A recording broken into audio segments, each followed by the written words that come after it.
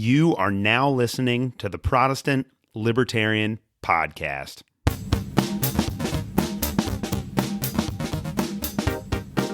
All right, guys, welcome to another episode of the Protestant Libertarian Podcast. My guest today is Ezra Wyrick, a native of the great state of Tennessee. Ezra is a rising star in the libertarian movement and runs the excellent Twitter account at Ezra for Liberty. He believes in the libertarian principles of self-ownership, free markets, and intellectual dissent from the mainstream. He is a self-described Rothbardian, a follower of the great libertarian economist and philosopher Murray Rothbard. Today, we are going to discuss Rothbard, his legacy, and what his ideas mean for a libertarian understanding of the state. Ezra, welcome to the Protestant Libertarian Podcast. Pleasure to be here.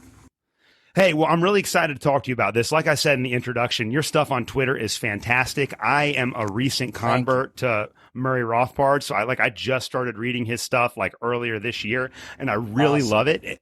And after kind of following you and seeing some of the things that you posted, I feel like you really have a good grasp on his thought and on some of the practical implications of that. So I'm excited to just talk about Murray Rothbard and all of that stuff on the show today. But before we do that, tell us about yourself, your personal background, and what you're doing on Twitter.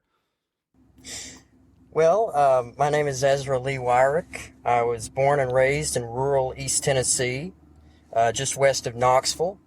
I'm a diehard libertarian. As far as my personal background, I'm nobody special. I don't have a college degree. I've never wrote any books. I don't have a podcast, and I'm not an authority on anything whatsoever. I'm really just a guy with two thumbs and a passion for liberty is how I like to put it. Now, originally, the Twitter commentary that you mentioned was just a way for me to vent my frustrations with the government and society in general, what I see as the misdirection and moving away from liberty. I started posting my thoughts on different issues, and people started to take notice. And at first, I thought, oh, this is great. I'm getting, 20 likes on my posts, and maybe I'm not screaming into a void after all, right?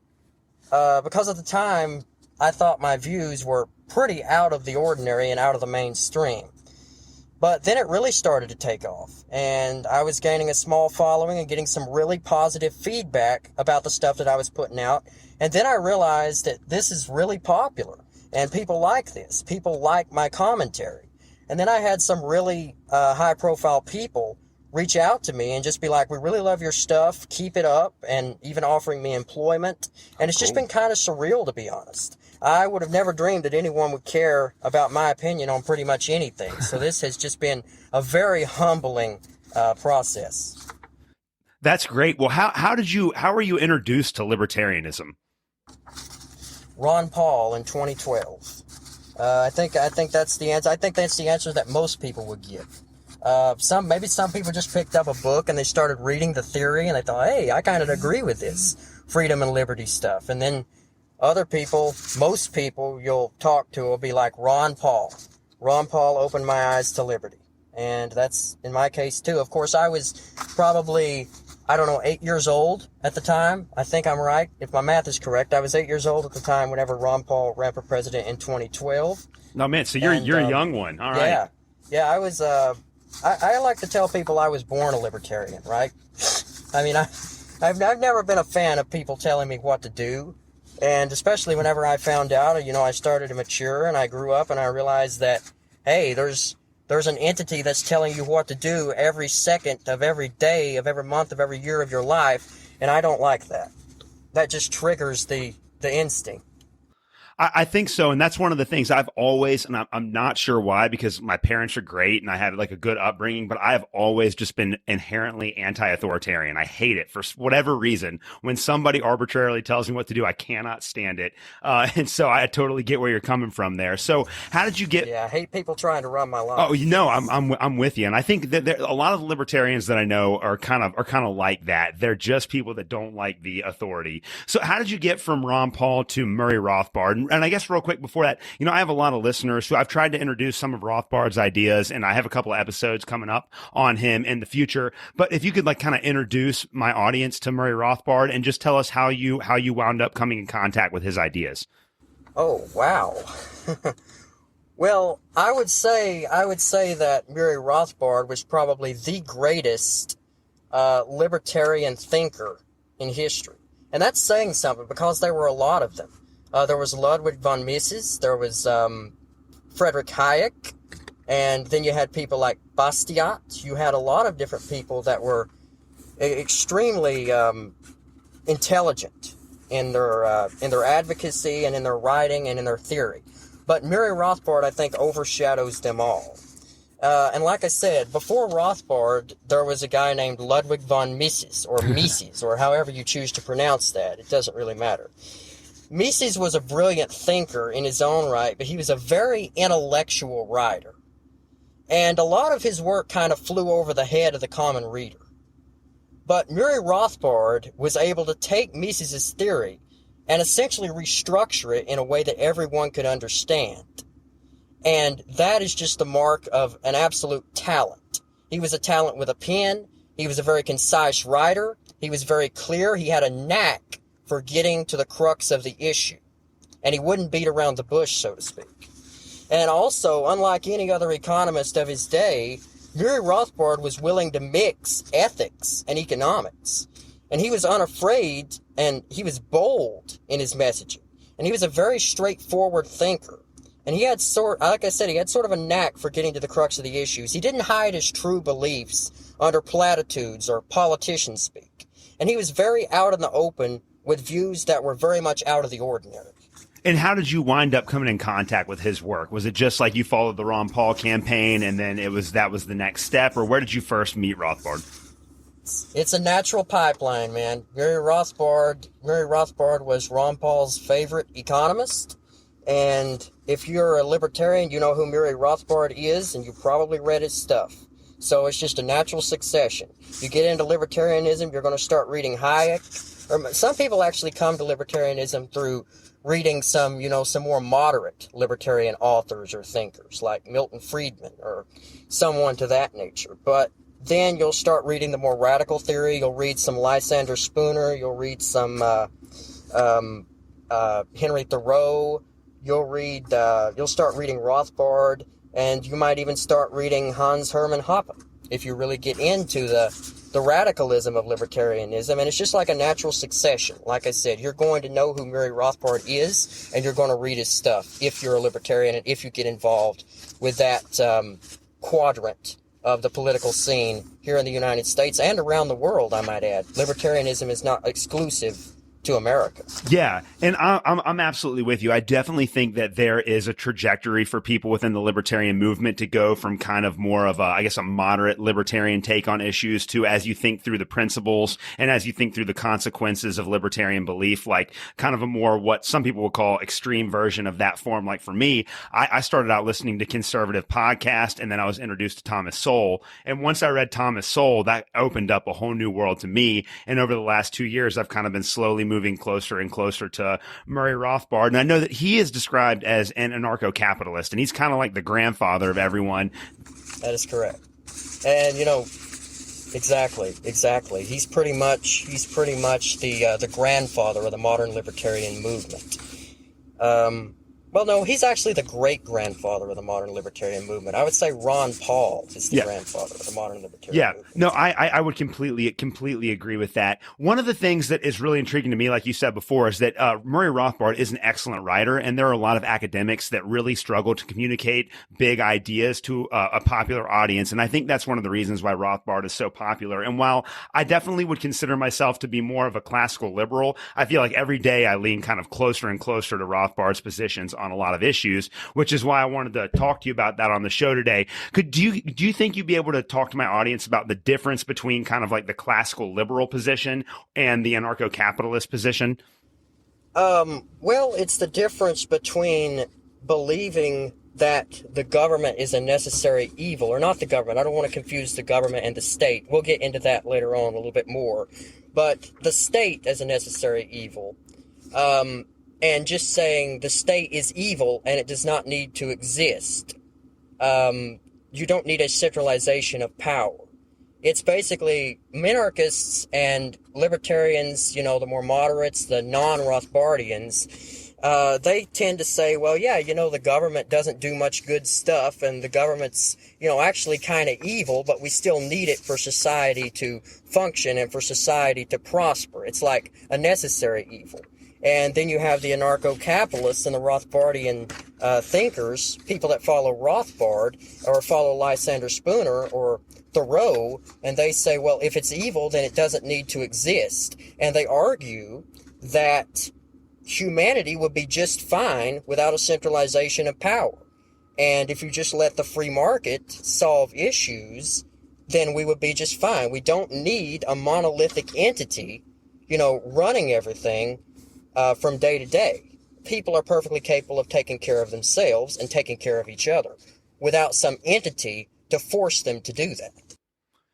Yeah, and I think that the libertarian movement, one of the reasons why the libertarian movement has so much momentum right now is everything that's happened over the last couple of years. And I think I've always been skeptical of the government, but after the way that the government has responded to literally everything that has happened in the last 2 years, it's made me more and more skeptical of government to the point where I could be open to being convinced on a lot of these anarcho-capitalist positions. Nice. I hope I don't scare you away today. Oh, no, I mean, really, so actually, I'm really glad you brought that up because we have a little bit of time to talk here today, and I wanted to run through a couple of social issues with somebody who is a true kind of Rothbardian. And again, these are social issues that I've wrestled with, and I because again, coming from that classical liberal perspective, I still think that there is a certain role for the state or for a government, and really for me, like my thought goes back to John Locke, and the natural rights philosopher John Locke said that the only reason why we have government is to protect our life, liberty, and property, and that's it. And so for me, that's really close to the Rothbardian position without going all the way over there. So I'm really excited to get your perspective on some of these issues today. The first one that I want to talk about is policing, and that's obviously a very hot button issue. And so because I'm because I'm a classical liberal, and because I think that we need a little bit of government to protect our natural rights, I do kind of believe that as a society we need something that looks like a police force. But I know that there are a lot of Rothbardians and anarcho-capitalists who have made the argument that you could privatize that and it would be not just as successful, but even more successful than what we currently have. So in a society that was controlled by kind of Rothbardian ideas, how will we handle policing? So that's an excellent question. Essentially, the whole process would be privatized, like you said. Policing would probably be provided through contact services. They would be ran independently by secret contract companies. That would be contracted like, home security services. They might be offered as part of an insurance package. So like I said, the process would be privatized. Policing would be provided through contact services. They would be ran independently probably by security contract companies, not very different from the way that home security services are contracted. And maybe it will be offered as part of an insurance package. There are a ton of possibilities. But at the end of the day, instead of paying upwards of 40% of your income in confiscatory taxes for a service that you rarely, if ever, will use throughout the year, you'd pay these private security entities a flat rate for services as needed. But I do want to point out that there's a bigger picture here. An anarcho-capitalist society would be a society with a strong emphasis on self-defense. Almost no one would be unarmed. And we're not talking pea shooters, we're talking fully automatic weapons, okay? In fact, communities might agree to mandate the possession of at least one weapon per person in a household as part of the contract to be a part of that community. And I can only assume that just by virtue of being a society absent gun laws, with defense of life and property as a core tenet, there wouldn't be much of an incentive to commit violent crime.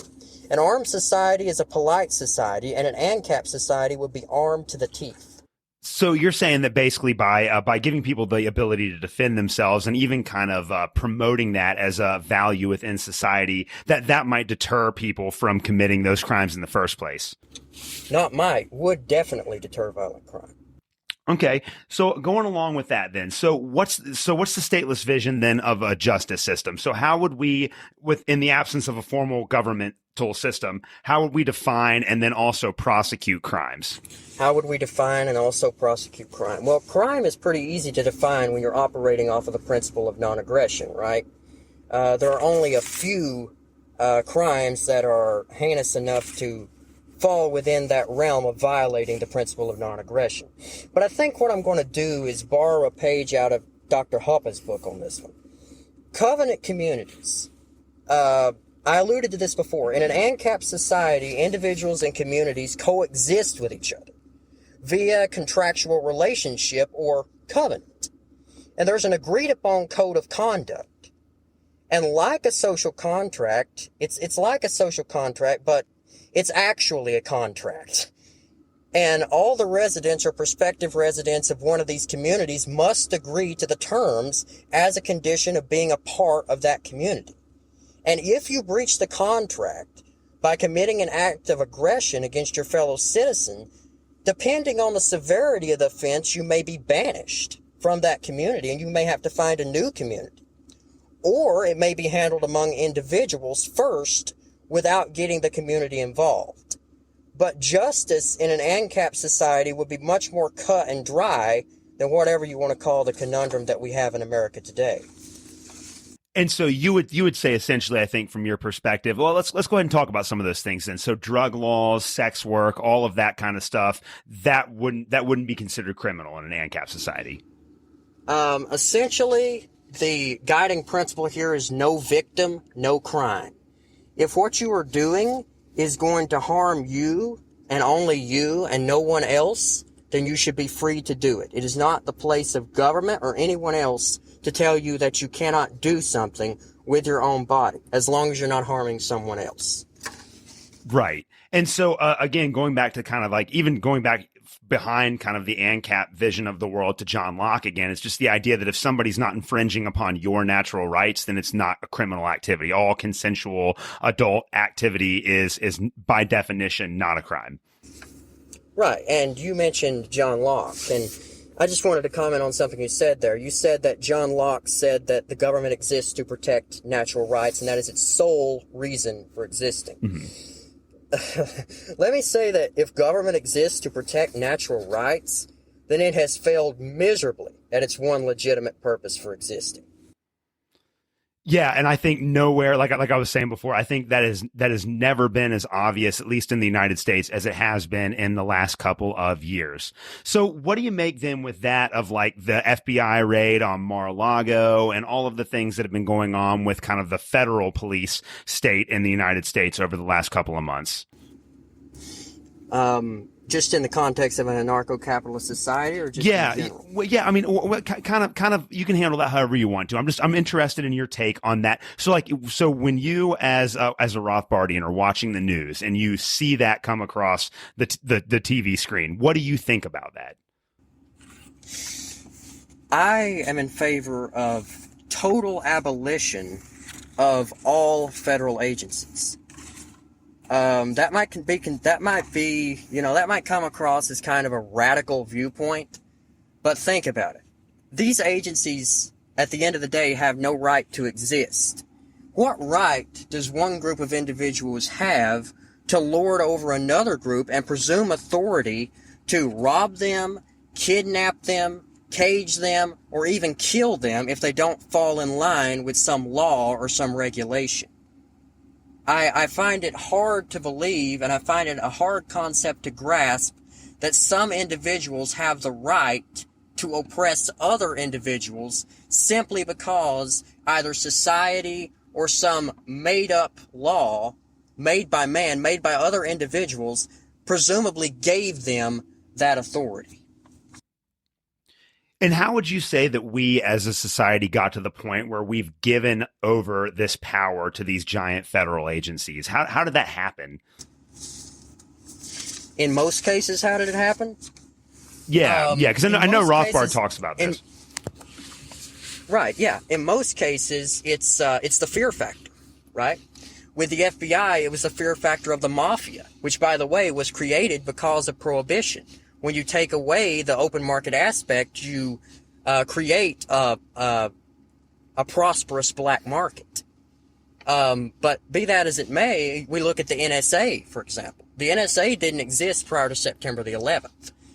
No one in America, I don't think, prior to September 11th, except for, the real status types, would have wanted their phone contacts, their text messages, their emails, and all their personal stuff to be accessed by a governmental entity.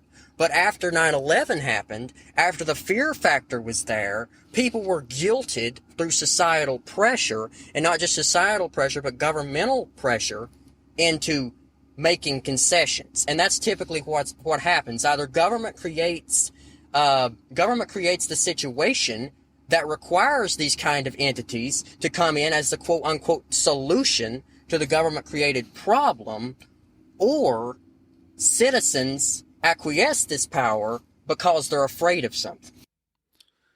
So in other words, that you're saying that every government agency is created as a response to a problem that was caused by the government. Usually, but sometimes just created as a response to some disaster or some major event that gets people scared up. Yeah, it's that idea that we should never let a good crisis go to waste, right? I mean, which is the entire reason behind kind of the reason behind the entire response that we had to COVID over the last couple of years. Yeah, exactly. So let's go ahead and talk about that too. I didn't have this on my notes here, but it just occurred to me that I think this is kind of an important topic to discuss. What do you make, again, from a Rothbardian perspective? So if Murray Rothbard would have been alive in 2020 when we were locking down the country, what would his response have been to that in 2020? Because we do have, I'm not sure where you're at on the pandemic or everything. It definitely seemed like it was very deadly and very dangerous for a very small segment of the population. What would have been the proper response to that?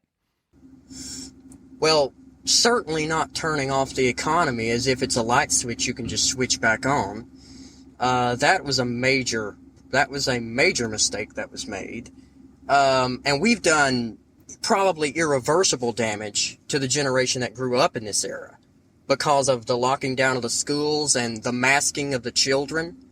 And I think we've done irreversible damage. We may never know the extent of the psychological damage that has been incurred on the generation that grew up and went to school during COVID. We may never know.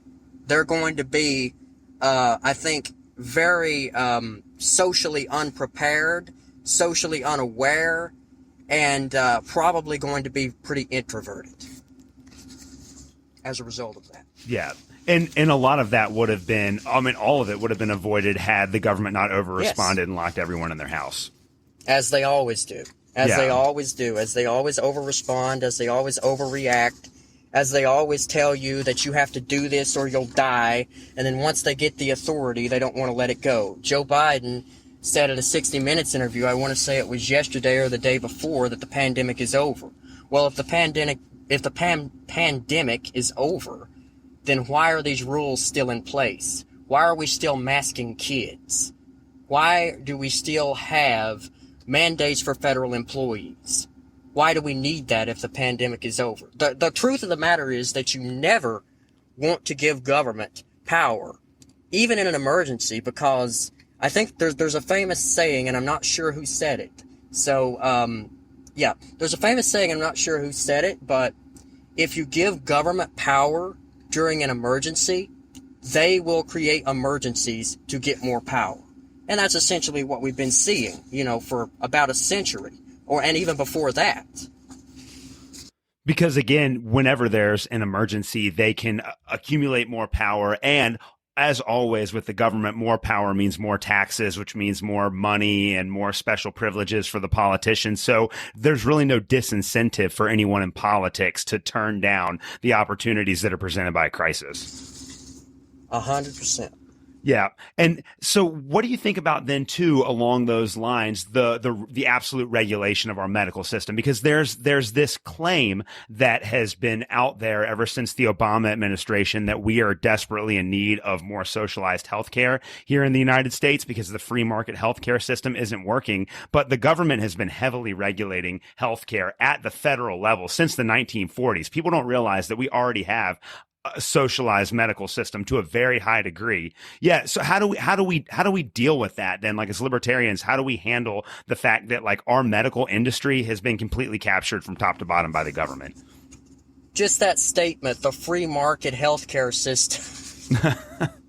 We do not have a free market healthcare system. I don't know what you want to call the disaster that we have, our broken healthcare system, but it is not free market. It is regulated out the wazoo by Washington. and even by individual states. So no, we don't have a free market healthcare system. And I can tell you right now, we saw during COVID how the government will act if they get between you and your doctor or you and your physician.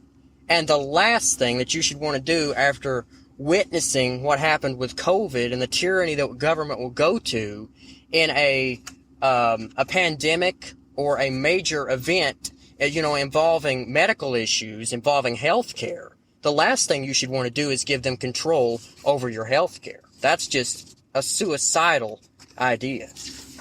Right. And I know, even though Joe Biden got on national television and said that the pandemic was over, that there are still going to be people that are going to hold on to all of the COVID restrictions. And I do think that some of them are still legitimately afraid of COVID because of the consistency of the messaging that we receive from everybody in politics and in the mainstream media over the last couple of years. And then there are some people that are not going to admit that they were wrong because it's embarrassing at this point that they've been holding on to all of these false beliefs. If I could just interject there. Yeah. You bring up a great point. This is the good thing about libertarian / anarcho-capitalist thinking, right? Some people are going to be scared. Some people are going to be afraid. Some people are going to have views that don't match the mainstream. The good thing about libertarian or anarcho-capitalist thinking is that you are free to have your views. You just may not You may not use the state to enforce your views, force your views on everyone else, or to make your views the law. Everyone is entitled to their opinion, but no one is entitled to have their opinion be the law of the land. So if people want to stay home and they want to wear a mask and they want to socially distance, they're free to do that, but they shouldn't ask anyone else to do that. Go for it. Yeah. Go for it. If they want to wear a hazmat suit down to the grocery store to shop, go for it. Yeah. Now, I'm not going to say you're not going to be chastised for in the court of public opinion, but if that's what you want to do, go for it. Yeah, absolutely. I love it. Well, here's another big one for me. And I don't know if you know this, Ezra. I posted about it a couple of times on Twitter, but I am a public school teacher. And after 6 years of being a public school teacher, the only advice that I give to parents is homeschool or send your kids to private school. So how do we deal with education in an ANCAP society or in a kind of a Rothbardian society? How do we deal with education? I guess I know the answer to that question already. It's obviously privatized. And I think that there is a lot of good research out there, especially by people like Thomas Sowell, who have spent their entire careers diving into the data of the public school system. So we know that privatization is the right approach. But then how do kids from like low income families afford to attend school? That's always the counter argument is, okay, we can make the case that that middle to upper income people should be able to send their kids to private schools. What about these kids that don't come from families that have the means to send them to school? What do we do with that?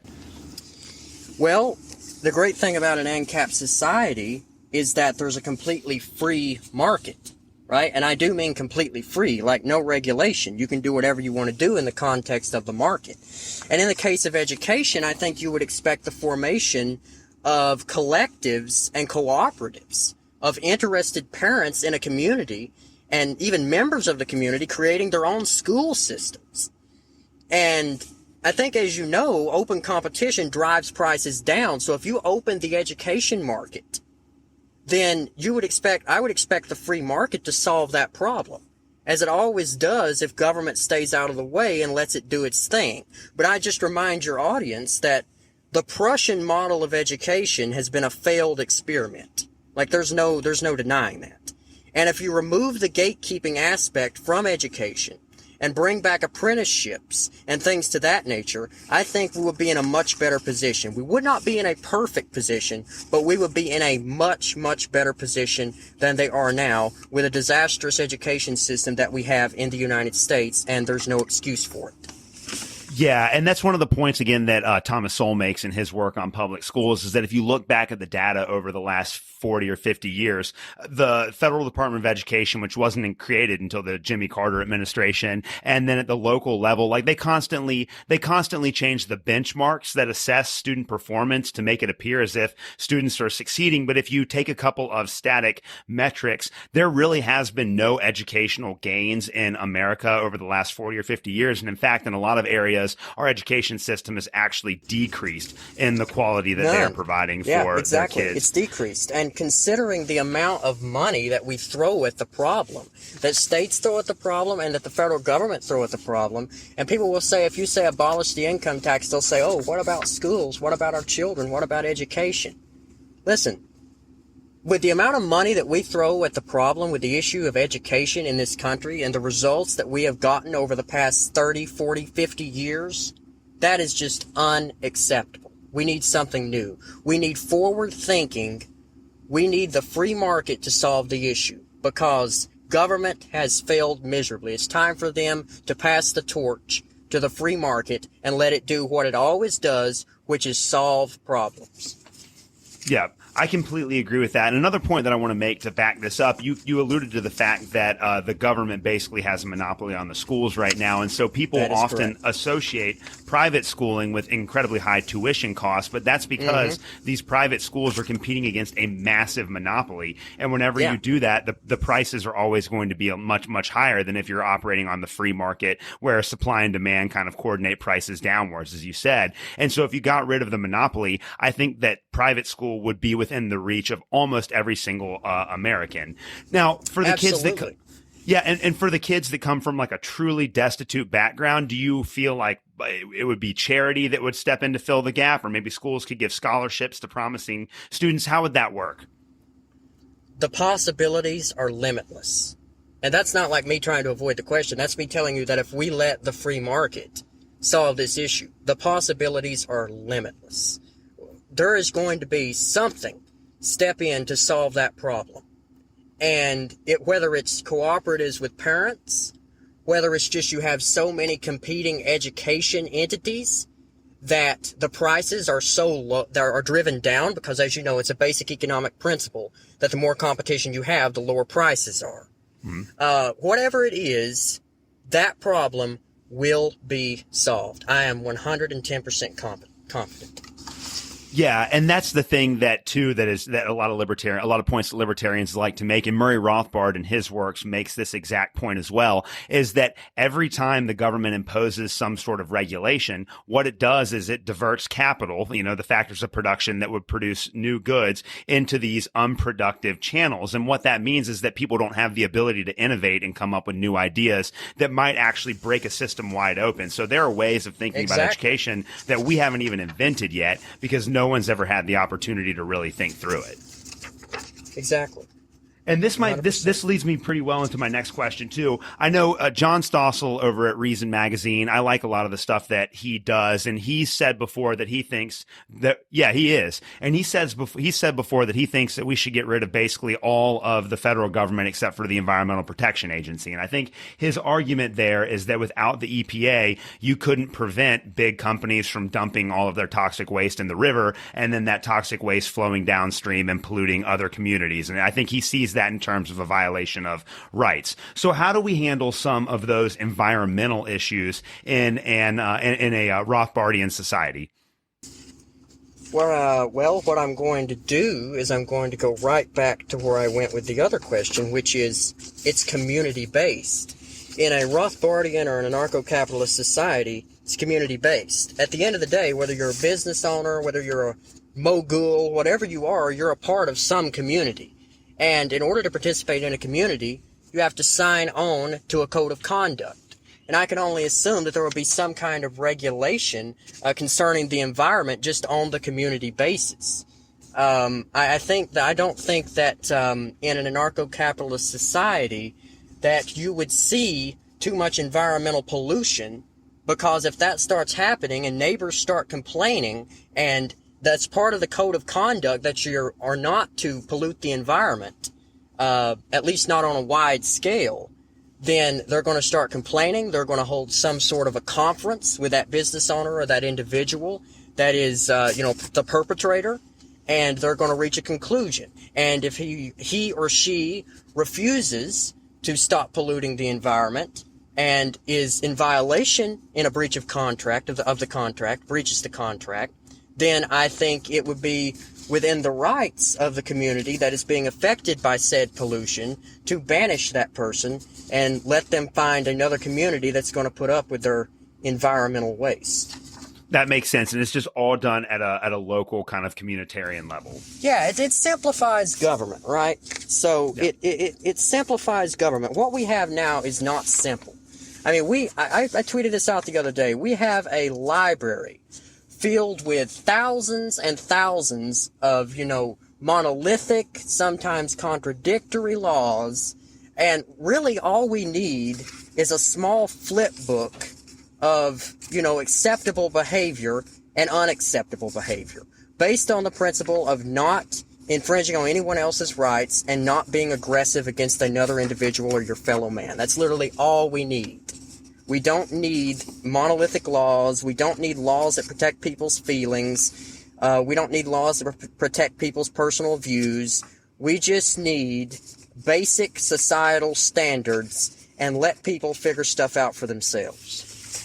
Yeah, and to your point, I think a lot of these agencies, especially at the federal level, actually reinforce some of that bad behavior, because the EPA is going to turn its eye and look in the other direction when companies that have well-connected lobbyists want to pollute and things like that. But for these smaller companies that are trying to break in to the market, the EPA is going to come down on them like a hammer. And so it's really easy for these federal agencies to actually— There's favoritism.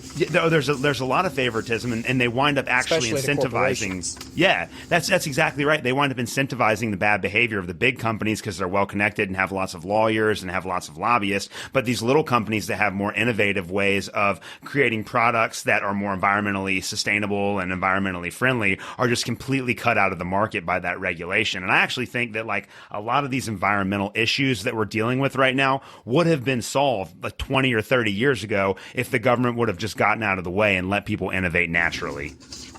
Exactly. 100%. Problems are solved when you open it up to free market competition, and you open it up just in general to let the market decide and let the market solve problems. Believe me, it will solve problems. We've seen that. Even though we have an extremely regulated market, we've seen that whenever the government gets out of it and just says, we've tried this, it's not working, we're not going to use any more resources on this particular issue, let some private nincompoop handle this issue, we're out of it. And that private nincompoop comes in, and we have a much better situation because they have innovation and they have forward thinking. And when you let the free market work, the free market works. Yeah, I completely agree with that. The next one that I want to talk to you about, too, is a kind of a controversial one. So abortion. Obviously, they had the Supreme Court Dobbs decision this summer, and that decision passed abortion regulations back to the state. And I know that there's kind of a big split within the libertarian movement. I did a whole episode on this, on the abortion split debate. Within the country, really. Yeah, you're absolutely right. And within libertarianism, there are some libertarians that are pro-life, some libertarians that are pro-choice. I want to know where you're at on that issue, and then what do you think about the Supreme Court decision? Was that a step in the right direction, or how do you think we should handle that? So I'm personally pro-life, very much so. I believe that individuals have the right to sole responsibility and sole control of their own body. But when there's another body in the situation, in the picture, when there's another body in the picture, a whole other separate human being, that's a different thing entirely. As a libertarian, as a Rothbardian, I would just say that on the Supreme Court decision, any kind of decentralization, even from the federal government to the states, is a step in the right direction. But what we need to realize is that decentralization does not end at the state level. I think decisions are best made on an individual basis. You and I both know that it's not exactly realistic for total self-governance in the modern age, as much as we might like it to be realistic and we might want that to happen. So I think the next best thing, like I said, is community-based decision-making. It's my belief that the closer decision-making process is to the individual, the better. My vision is decentralization from the national to the state level, from the state to the county level, from the county to the municipal, and so on and so forth, until all important, impactful decisions are being made on the local or community level. And I believe what we should strive for is a completely voluntary society without coercion that relies on cooperation and agreeing to a set of principles, a set of rules, or at least a code of conduct to be a part of that society. And so you would basically devolve it all the way down to where, if there's a community that wants to allow an abortion clinic to set up shop within that community, they have every right to do so. And if another community doesn't, then they have the right to say no to that as well. As much as I may disagree, yes, but I do not think I would participate in that community. Right, exactly. No, that I think that makes a lot of sense. So as we get closer to, I got a couple more questions for you here. Another one of the main arguments that statists make in favor of economic regulation is that all of these economic regulations protect the consumers and the workers from these evil companies and unjust managers. Like in an anarcho-capitalist society, the worker is going to be the one who is going to suffer, and it's the business owners that are going to be rich and taking advantage of everyone. What's wrong with that argument? Well, everything's wrong with that argument. The fundamental foundation of that argument is flawed. Number one, no one is forcing anyone to work. Okay, what do you do whenever you first go out to get employment? You put in applications, right? Mm-hmm. You put in applications at several different, establishments or places you might want to work at or of necessity have to work at because you have to feed your family or you have to feed yourself or maybe you're a college student or whatever the case may be. And you agree to certain terms of employment. You agree to a contract. And no one is forcing you to sign that contract. No one's holding a gun to your head and saying you have to be employed here. You're making that decision. And in an anarcho-capitalist society, there will be an abundance of options for employment. If one business or one business owner or one particular entity in the market, or I guess let's see, what's the word I'm looking for? If one particular entity in the business marketplace was being unfair to their employees, and just being completely unreasonable with the rules, then they wouldn't stay in business for long because no one would want to work there. And there would be an abundance of other options that would offer better treatment, better benefits, and a better situation overall.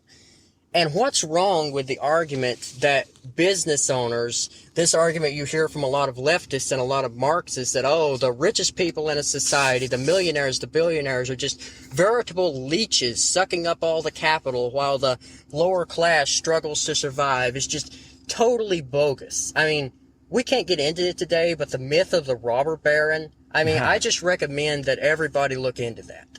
Yeah. Because there is no robber baron, okay? These people provide services to society. These people don't get rich overnight unless they inherit their wealth, and that's a whole different argument. But the people on the top, they provide services, they provide goods that the public wants, and it is the public that is making them rich. If you don't want billionaires and millionaires to be rich, stop buying their products. Right. And I do want to say that book, I think Bert Folsom is the author's name, The Myth of the Robber Barons. My wife and I both read it over the summer, and it's fantastic. It really demolishes some of the mainstream takes on the Gilded Era in American history. It's a great book. And it's easy to fall into that trap of thinking that if you're very successful, then you must be screwing everybody else over, but it's just not true. Right. Absolutely. So Rothbard, very commendably, was completely against war. Why should we as libertarians be against war? I think the better question is, why should we as libertarians not be against war? There is absolutely nothing in the process of fighting a war, in the process of funding a war, or the process of getting troops to fight a war that is even remotely libertarian. You seize property to fund the war. You conscript unwilling people to go kill other unwilling people. And not only that, not only is it the conscription and the seizure of property aspect, but it's just in general, the principle of non-aggression. Now, I think whenever we say against war, we mean against wars of aggression. If you're defending yourself from an invader, then that's commendable, and that's the only good reason to fight a war. But if you're fighting a war of aggression, you're fundamentally violating the non-aggression principle. And not only that, just by virtue of, innocent bystanders, the amount of civilian casualties, what the government calls collateral, just statistics, the amount of people, innocent bystanders that are killed in war, there is just no way that a honest-to-goodness libertarian could look at war, the institution of war throughout history, and say, yeah, that's something I support. Absolutely. And so, and again, I know, I'm sure you've read Scott Horton. His book Enough Already is kind of the definitive libertarian statement Yes, on I'm war. reading it right now, actually. I started it last week. Oh, it's so good, isn't it? It's fantastic. Yeah. I mean, a it's lot of it's stuff really about sad. the war in the Middle East and the war on terror that I didn't even know. Yeah, and it just goes to show you how, again, like if you are skeptical of big government bureaucracies, I would say that the Department of Defense is probably the biggest and the worst of the government bureaucracies. Yeah, and people don't understand that, and that's one of the pitches that Scott Horton always makes is that when we think about the military industrial complex, it is another government program like all the other ones. So if you're a good old conservative and you don't like the FDA or the EPA or the Department of Education, then you should have that same level of skepticism towards the Department of Defense because it's no different than the other ones. Exactly. It's no different at all. In fact, I would argue that it's worse. Yeah, because they're actively killing people directly rather than indirectly. Right. And so, and I think I know where you're probably going to go with this here, but if we don't have a military, like if there's no national military, then how do we as a society defend ourselves from outside invaders? That's the question that I always get asked. Yeah, this is where I'm supposed to, scratch my head and not be able to figure out an answer. but I came prepared. Good. If you want an idea of how a stateless society would handle a foreign invasion, then look back to the Revolutionary War. Look back to the ranchers in the Old West. You can look back to a lot of different. You look back to medieval feudalism and feudal lords. I think it would be, just like it was then, a collaboration of private individuals with significant wealth or assets pulling their resources together to organize and fund a defense. Now, obviously, in modern times, an invasion of, especially if we're talking about an American anarcho-capitalist society, the American mainland, invading the American mainland would be a logistical nightmare for any military. And that's not just because of the varying terrain or the climate. It's because here in America, we have an advantage over every other nation in the world. And that advantage is a heavily armed populace. We have more guns than people here in the United States. And a quote that's often misattributed to Admiral Yamamoto is that you couldn't invade mainland America because there would be a rifle behind every blade of grass. Now, that quote may be fabricated, but the principle behind it is absolutely spot on. Now, remember, in an anarcho-capitalist society, there's no restriction on the type of weapon that civilians may own. There's no NFA, there's no ATF, there's no gun laws at all. So apply the blade of grass quote to an ANCAP society, but replace a rifle behind every blade of grass with a machine gun or a rocket launcher behind every blade of grass, and couple this civilian force with decentralized units of private security organized into a larger body for regular training and cooperative maneuvers so as to be prepared to perform joint operations in the very unlikely event of an invasion using private or jointly owned military equipment, and you would quickly begin to understand why an invasion of an anarcho-capitalist society would be a very unpleasant undertaking for the aggressing party. I like the way you put that. That makes a lot of sense there. Well, are you religious at all? And if so, how would you describe yourself theologically? I am, yes. My father is actually a minister. Oh, really? Okay. So, yeah, exactly. Yes, he's a minister. He's a pastor, actually. Okay. Well, and go ahead. Oh, I was just gonna say. So, what kind of church do you guys go to? It is a Baptist church here in East Tennessee.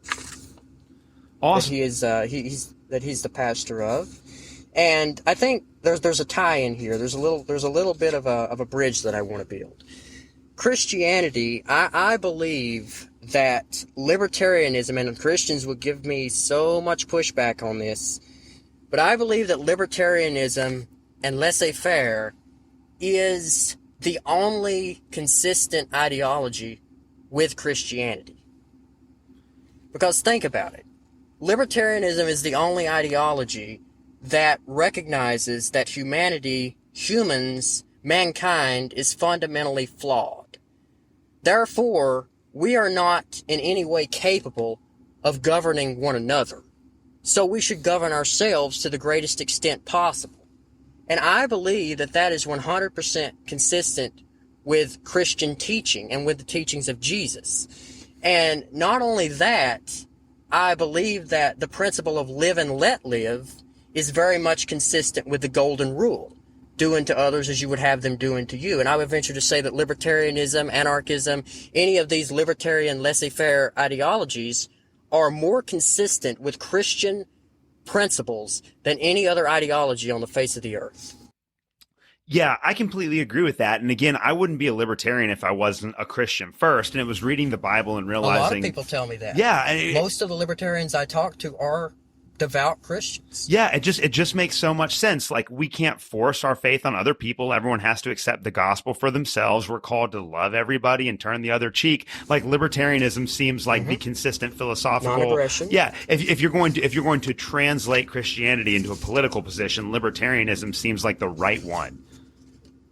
Yeah, and not only that, I mean, just look at the Ten Commandments. If you want an idea of the rules in a libertarian society, look at the Ten Commandments. I mean, look specifically at the commandment that says, thou shalt not covet another man's property. Right there is private property. Yeah. That's recognized in biblical teaching. Recognize that's God's instruction to humanity. Property rights. Property isn't a sin. Property is a natural part of society.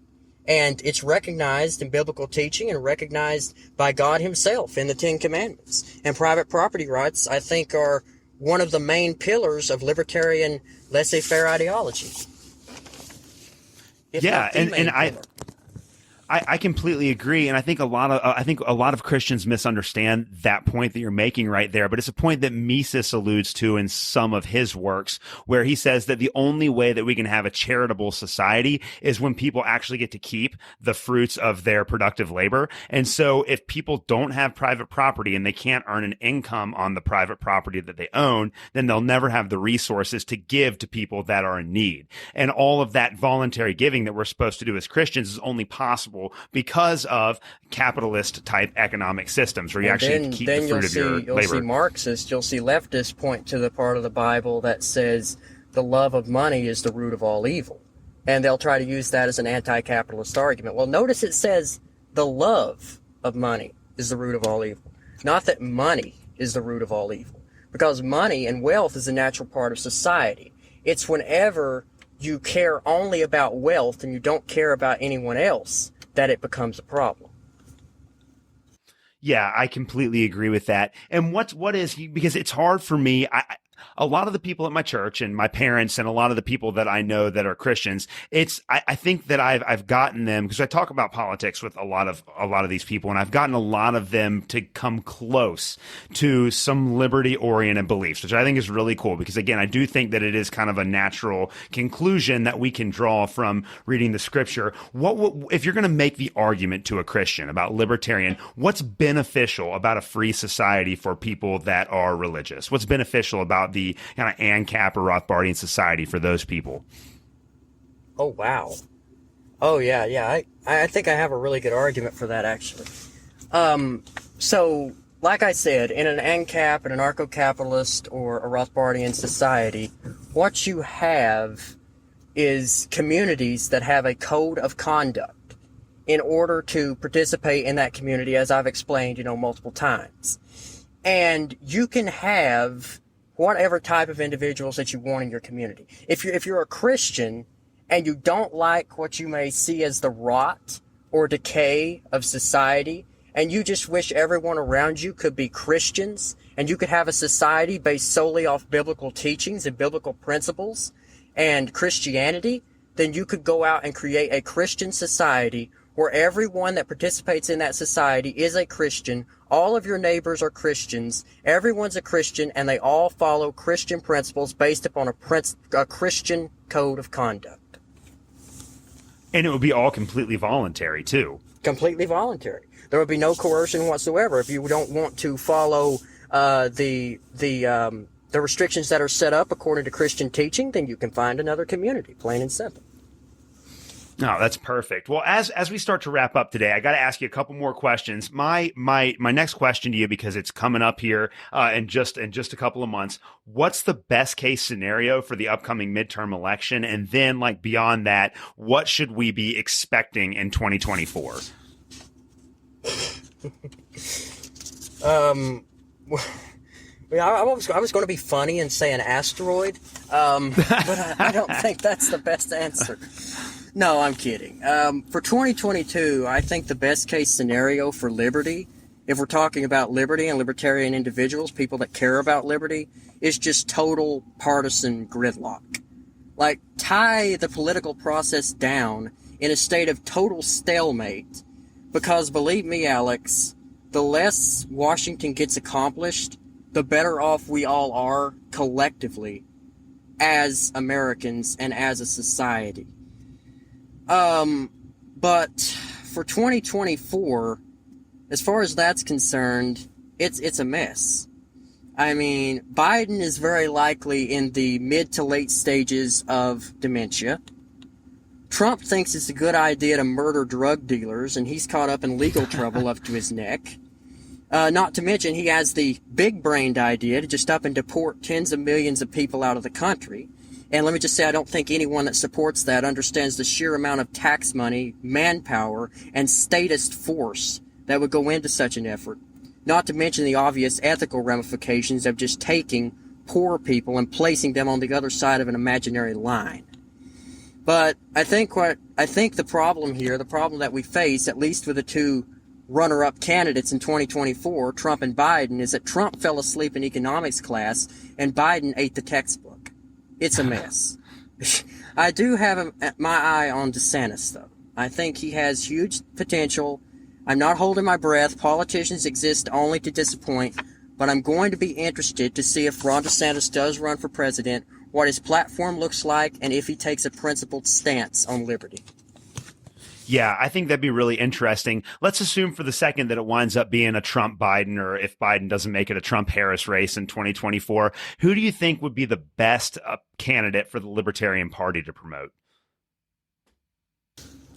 Who do I think would be the best candidate for the Libertarian Party to promote? Well, I really like Dave Smith, the comedian. I really like him. Mm-hmm. I think he's in touch with libertarian principles. You know, oddly enough, I think, unfortunately, it's inevitable. We don't want this to ever happen. But someday Ron Paul's no longer going to be with us. And I feel like he has kind of passed the torch to Dave Smith as the new leader of the liberty movement. And I think that would be the right move, to nominate Dave Smith and maybe have, someone who's very, very, someone who's solid be a VP pick. I don't know. Someone like Justin Amash, perhaps. Some people don't like Amash, but, I mean, he was an excellent congressman, I think. Yeah. But, people on the Trump wing and the Republican Party hate him because he voted to impeach Trump. But he was probably the only person in Congress that voted to impeach Trump based entirely off principles and not personal feelings. Yeah. Yep, I completely agree. I think that'd be a really good ticket, and I would love to see Dave Smith debate any of the candidates that the Democrats or the Republicans would put forward, and I would love to see Justin Amash debate Kamala Harris. I think that'd be fantastic. Yes, that would be hilarious. I would love that. So, Ezra, before we wrap up for today, go ahead and make a closing argument for Rothbard. So if you are talking to somebody who's open-minded but doesn't really have any political commitments, what would be your sales pitch to that person for why they should read Rothbard and try to think through libertarian philosophy? I would let Rothbard make my sales pitch. I would tell them to read For a New Liberty. If you want to get into this, if you're really serious about, trying this out, giving this a shot, seeing if you agree with this ideology or have some agreements with this philosophy, read For a New Liberty, because that's really going to lay it out 100%. And if you're more interested in the economic aspect of it, read The Anatomy of the State. That's a great one. Well, Ezra, this has been an awesome conversation. Thank you so much for coming on and handling some of these questions. This is great. So where can people follow you at? You can follow me on Twitter at Ezra for Liberty. I'm pretty active on there. Perfect. All right. Well, Ezra, again, thank you so much for being on the show today. I really appreciate it. Thank you. Thanks for listening to another episode of the Protestant Libertarian Podcast. If you have any questions or comments or thoughts about the show, please reach out to me at theprotestantlibertarian@gmail.com. You can also follow me on Twitter at ProLibertyPod. Again, you can follow me on Twitter at ProLibertyPod. You can also support the show by leaving a rating or a review on your favorite podcast app. Thank you guys so much for listening, and we'll see you next week.